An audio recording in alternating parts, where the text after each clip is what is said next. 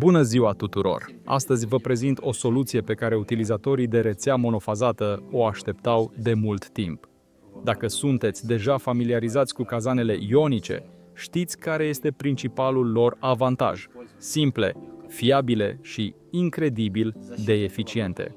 Dar au o particularitate care poate deveni uneori o adevărată bătaie de cap.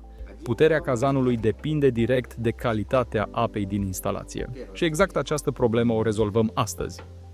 Ce vedeți în fața mea nu sunt 3 cazane separate, este un singur sistem. 3 cazane de puteri diferite plus un tablou de comandă. Și întreaga idee stă tocmai în această combinație. Vă arăt cum funcționează. Avem 3 cazane, 1 kW, 2 kW și 4 kW. Fiecare poate funcționa individual.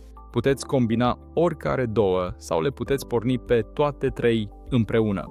Astfel, obținem 7 niveluri de putere diferite. Nivelul 1, 1 kW, doar primul cazan. Nivelul 2, 2 kW, doar al doilea. Nivelul 3, 1 plus 2, adică 3 kW. Nivelul 4, 4 kW, doar al treilea, cel mai puternic. Nivelul 5, 1 plus 4, 5 kW. Nivelul 6, 2 plus 4, 6 kW. Și maximul, toate 3 împreună, 7 kW. 7 niveluri de putere cu doar 3 întrerupătoare automate, fără controlere, fără invertoare de frecvență, și asta contează. Componentele mecanice nu se defectează așa cum o fac cele electronice. Pur și simplu acționați un întrerupător și obțineți exact puterea de care aveți nevoie. Acum să vorbim despre apă. Acesta este punctul esențial și vreau să-l explic corect. Puterea unui cazan ionic depinde de două lucruri. Primul, suprafața de contact dintre electrod și apă, practic dimensiunea și lungimea electrodului. Al doilea, conductivitatea electrică a apei, adică cât de bine conduce apa curentul electric. O conductivitate mai mare înseamnă o putere mai mare. Acesta este întregul mecanism. Și exact aici apare problema clasică. Cineva are apă dură. Curentul din instalație depășește valoarea nominală a întreruptorului automat și acesta declanșează. Altcineva are apă foarte moale, aproape distilată, și cazanul abia dacă încălzește ceva. Soluția standard este tratarea chimică a apei. Adăugați sare sau diluați cu apă distilată. Funcționează, dar este incomod. Trebuie să înțelegeți chimia, durează timp și necesită monitorizare constantă. Cu acest sistem, abordarea este complet diferită. Nu intervenim deloc asupra apei, o lăsăm așa cum este, în limite rezonabile, bineînțeles. În schimb, modificăm suprafața electrozilor. Fiecare dintre cele 3 cazane din acest sistem are electrozi de lungime diferită și, cu aceeași apă, fiecare cazan produce o putere diferită. Este o abordare cu totul diferită pentru configurarea instalației. Iată un exemplu concret. Apă dură, conductivitate ridicată. Porniți unul sau 2 cazane și obțineți puterea necesară fără a supra-solicita instalația. Apă prea moale. Porniți toate 3, iar suprafața combinată a electrozilor compensează conductivitatea scăzută. Găsiți combinația potrivită și sistemul funcționează stabil. Nu mai trebuie să adaptați apa la cazan. Totul este integrat într-un singur tablou de comandă. Avem un termostat G105. În altă versiune există control Wi-Fi, un întrerupător general și 3 întrerupătoare separate pentru fiecare cazan. Există și un contor de curent și putere. Porniți o anumită combinație și vedeți imediat exact cât consumă întregul sistem. Întreruptorul general este dimensionat în funcție de puterea sistemului, în acest caz aproximativ 50 de amperi, plus 3 întrerupătoare individuale, câte unul pentru fiecare cazan.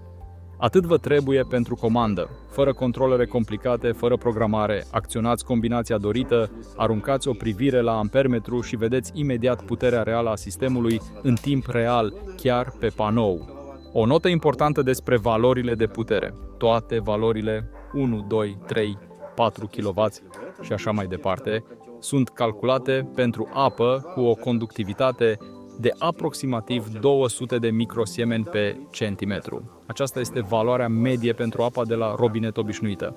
Dacă apa dumneavoastră este diferită, puterea va fi proporțional mai mare sau mai mică. Și iată ceva important de înțeles. Să zicem că apa dumneavoastră este dură. Un cazan, în loc să producă 1 kW, produce de fapt 2. În acest caz, 2 cazane nu vă vor da 3, ci 4 sau 5 kW. Iar dacă porniți toate 3, sarcina totală va depăși valoarea nominală a întreruptorului general și acesta va declanșa. Nu este o defecțiune, este protecția care funcționează exact cum trebuie. Sistemul vă protejează automat de suprasarcină. Tocmai de aceea, întreruptorul general trebuie ales în funcție de condițiile specifice ale apei dumneavoastră. Instalarea, pe scurt, 2 robinete de închidere pentru fiecare cazan. Puteți demonta orice cazan fără a goli întreaga instalație. Cablaj standard, fir de fază și racorduri filetate de 1 inch, țeavă de 30 și 2 de milimetri, montaj pe perete. Pompa de circulație și grupul de siguranță sunt opționale. Să tragem concluziile. Pentru cine este destinat acest sistem? În primul rând, dacă aveți rețea monofazată și aveți nevoie de control flexibil al puterii, aceasta este exact soluția dumneavoastră.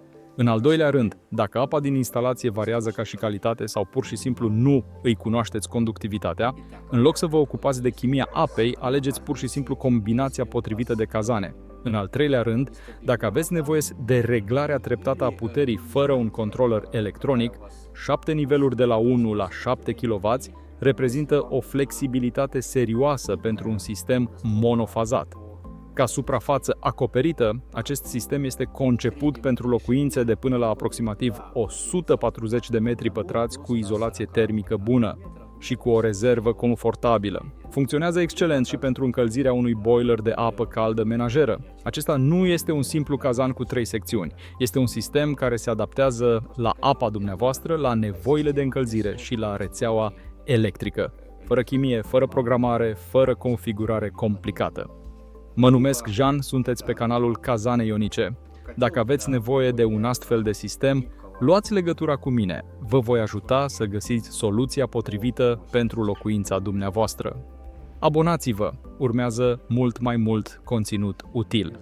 Ne vedem la următorul video.